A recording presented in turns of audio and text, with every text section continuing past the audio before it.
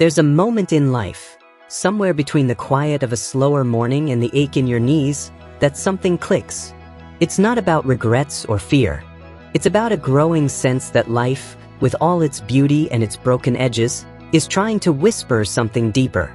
You've spent decades doing, building, rushing, giving, and now you start to feel a gentle pull towards something beyond all that. Kind of hunger, not for things, not for success, but for meaning, for peace, for connection.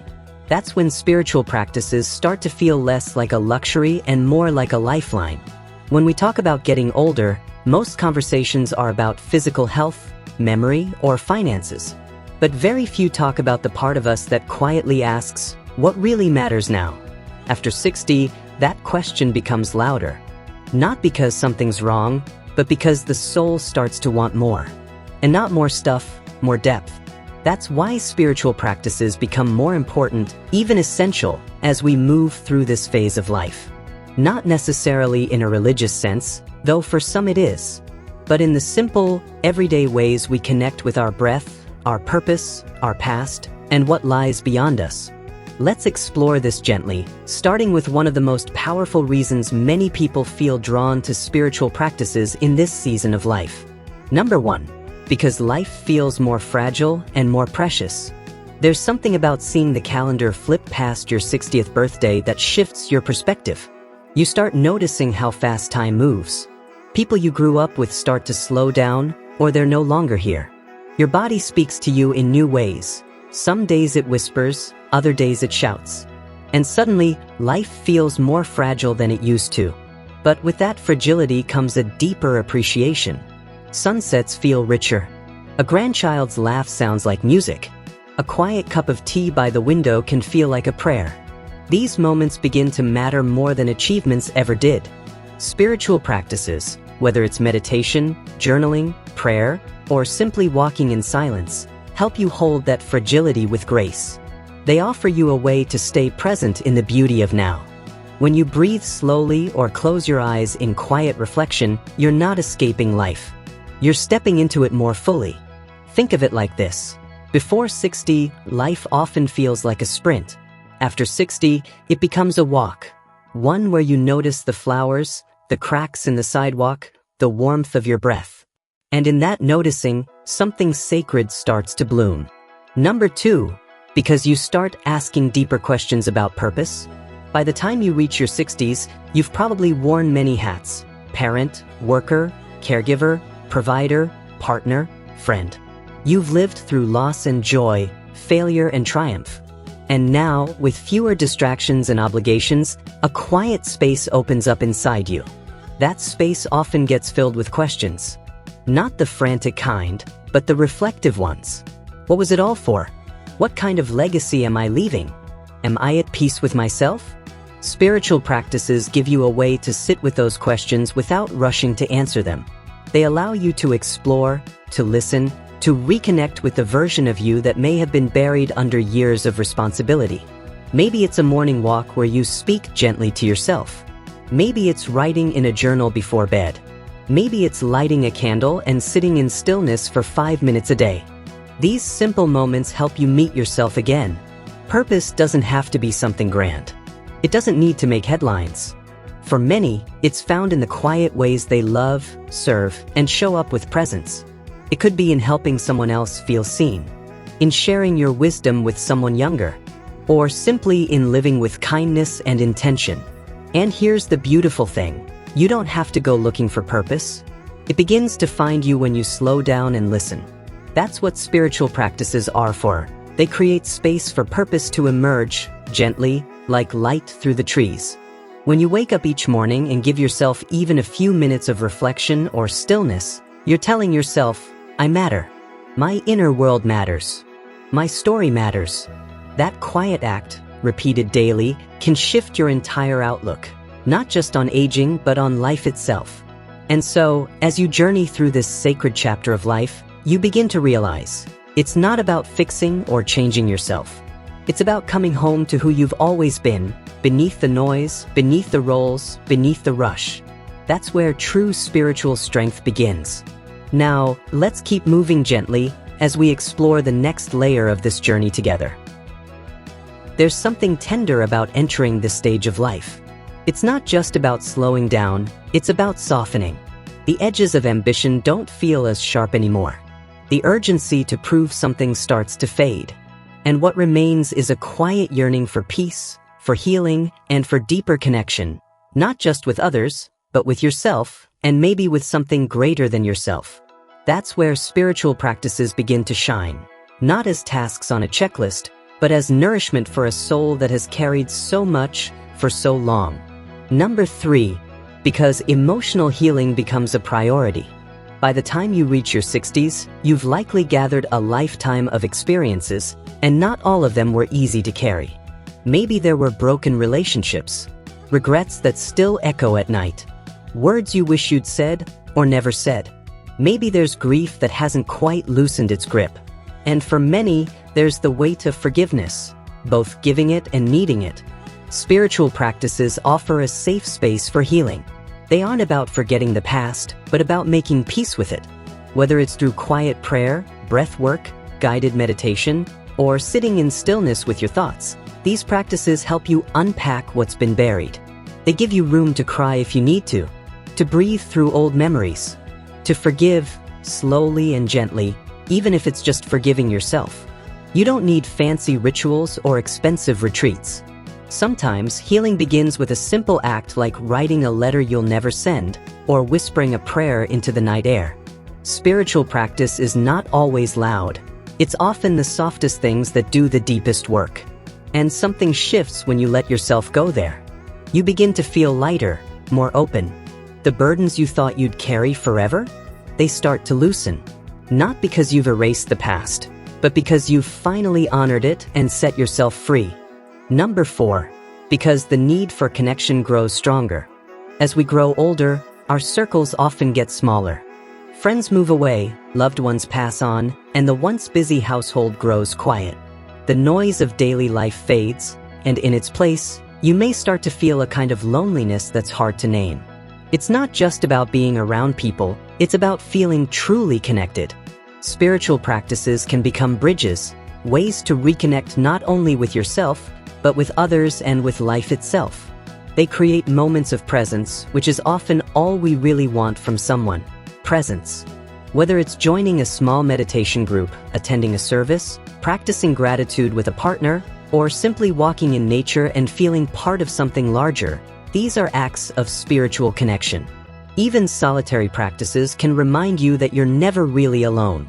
When you sit in quiet reflection, it's like tuning into a deeper conversation, one that's been waiting for you all along.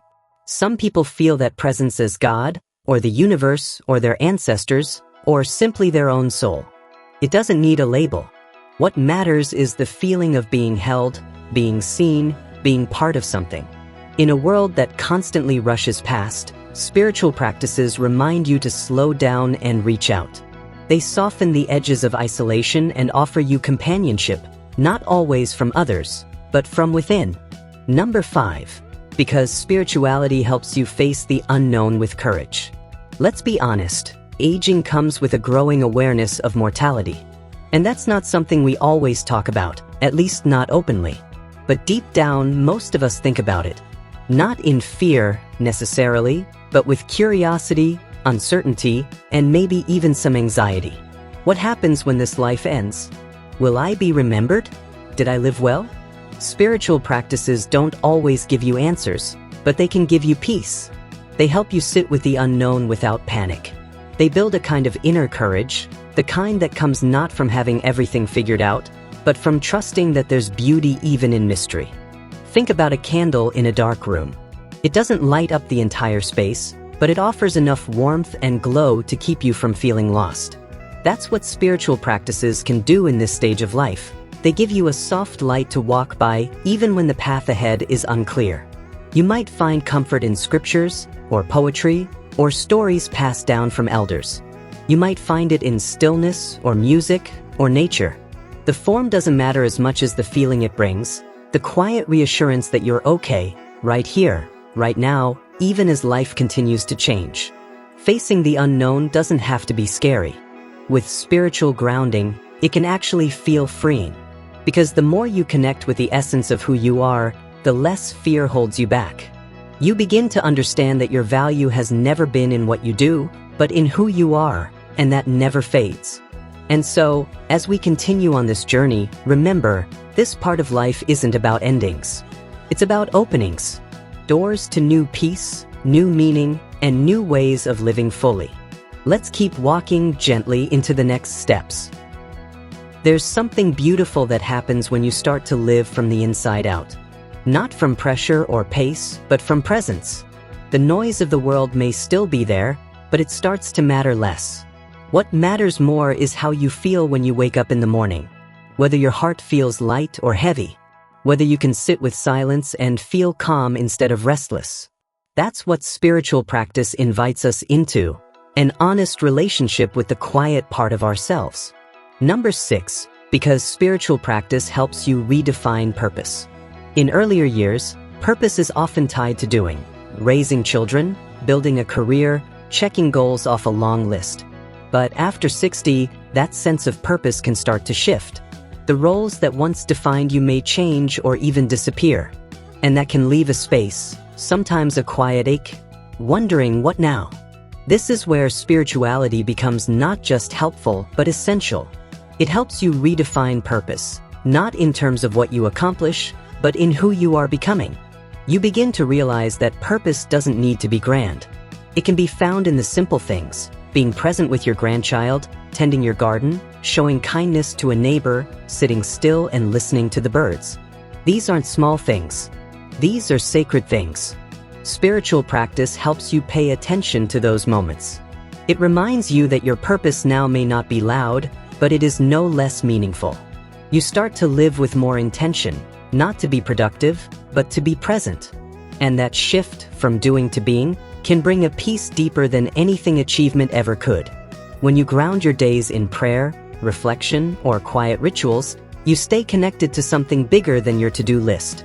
You remember that your worth was never in what you achieved, but in your presence, your wisdom, your love. Number 7, because the desire for legacy and transcendence grows stronger. As we age, we start to think more about what we'll leave behind, not just in material things, but in spirit. How will we be remembered? What stories will live after us? What part of our life will ripple into the future long after we're gone? Spiritual practice helps us live with those questions, not with fear, but with reverence.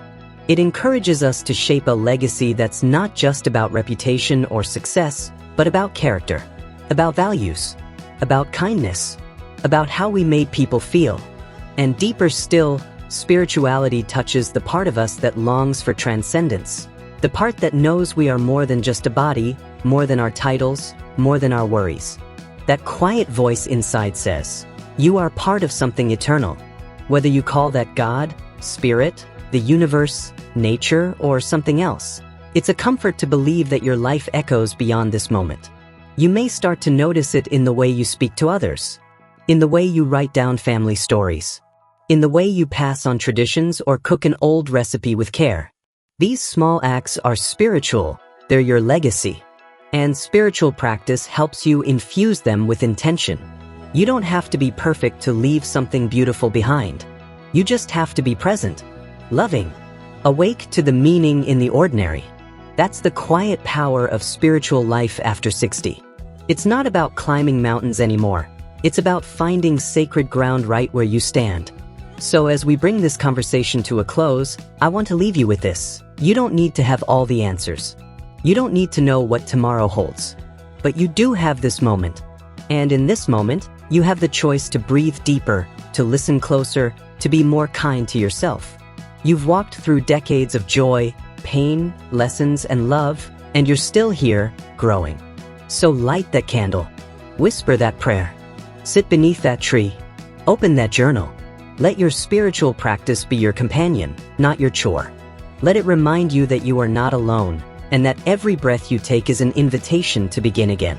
If this message spoke to you, I'd love to hear your thoughts. Share a moment in your life when a spiritual practice brought you comfort or helped you see things in a new way. Let's keep the conversation going in the comments. And if you found this video helpful, Don't forget to like, subscribe, and share it with someone you care about. There's always someone who needs a little peace right now.